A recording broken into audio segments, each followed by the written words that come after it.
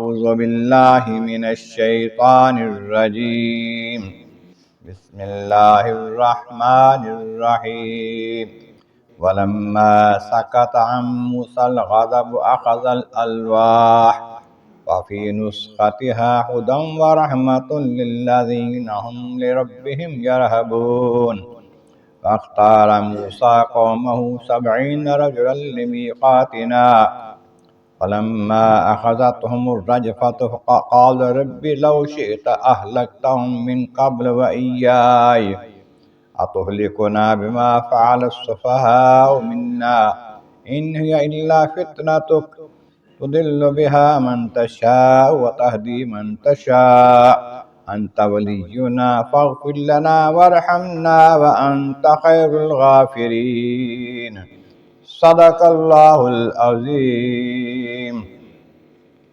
حمد و ثناء رب کریم اور درود و سلام بر سید خیر الانام کے بعد سورۃ الاعراف کی آیت نمبر 154 اور 155 تلاوت کی گئی ہیں، جو 9ویں پارے کے 9ویں رکوع میں ہیں۔ اس سے پہلی آیتوں میں فرمایا گیا کہ وہ لوگ جنہوں نے گائے کو پوجا، ہم انہیں غضب اور ذلت دیں گے دنیا میں، اور اس طرح ہم جزا دیتے ہیں بہتان باندھنے والوں کو۔ اور جو لوگ برائی کرنے کے بعد توبہ کر لیں، ایمان مضبوط ہو، تو آپ کا رب اس کے بعد بخشنے والا مہربان ہے۔ موسیٰ علیہ السلام جب آئے اور قوم کو دیکھا گائے پوجتے ہوئے، بڑا غضب آیا، جلال آیا، تورات کی تختیاں بھی رکھ لیں، بھائی کو بھی پکڑا، بھائی نے معذرت کی، قبول کر لی، پھر قوم نے بھی معذرت کی کہ ہم سے غلطی ہوئی ہے، ہم توبہ کرتے ہیں۔ اس پر غصہ کم ہو گیا، ٹھنڈا ہو گیا، سکت موسیٰ غضب جو ہے وہ ٹھہر گیا، ختم ہو گیا۔ اخذ الالواح، پھر تختیوں کو پکڑ لیا جو تورات کی تختیاں لے کر آئے تھے۔ فی نسختها ھدی ورحمۃ للذین ھم لربہم یرھبون، اس میں ہدایت اور رحمت ان لوگوں کے لیے جو اپنے رب سے ڈرنے والے ہیں۔ جہاں کا ہدایت اور رحمت تھا، پہلی آیتوں میں تھا کہ جب تورات لے کر آئے اس میں تفصیل کل شیء، ہر شے کی تفصیل بھی تھی، اول و آخر کے واقعات ان میں غیب کے علوم تھے، لیکن جب یہ تختیوں کو رکھا اور تختیاں ٹوٹ گئیں، اس کے بعد وہ چیزیں اٹھا لی گئیں اور یہ باقی یہ رہ گیا ہدی و رحمت۔ اب دو روایتیں آتی ہیں، ایک تو یہ ہے کہ قوم کے لوگوں نے کہا کہ ہم دیکھتے ہیں کہ موسیٰ علیہ السلام پر واقعی کلام اترتا ہے، کلام کرتے ہیں۔ دوسرے یہ ہے کہ رب تعالیٰ جل شانہ کی طرف سے پیغام ملا کہ قوم کے چنے ہوئے 70 آدمی لے کر آئیں جو آ کر توبہ کریں اللہ کی بارگاہ میں کہ ہم نے جو خطا ہوئی ہم سے، ہماری قوم سے گائے کو پوجنے کی، اس کی معذرت کرتے ہیں۔ 12 قبیلے تھے، کہا 6 بندے ہر قبیلے سے نکالو، 72 ہو گئے، 2 زیادہ ہو گئے۔ فرمایا کہ موسیٰ علیہ السلام نے کہ اللہ تعالیٰ نے کہا ہے 70 لے کے آنا ہے، 72 نہیں لے کے جانے۔ اب 72 جو چنے تھے خاص جو کام کے لیے، وہ کہنے لگے ہم میں تو کوئی بھی نہیں کہتا کہ میں نہیں جاتا، جائیں گے۔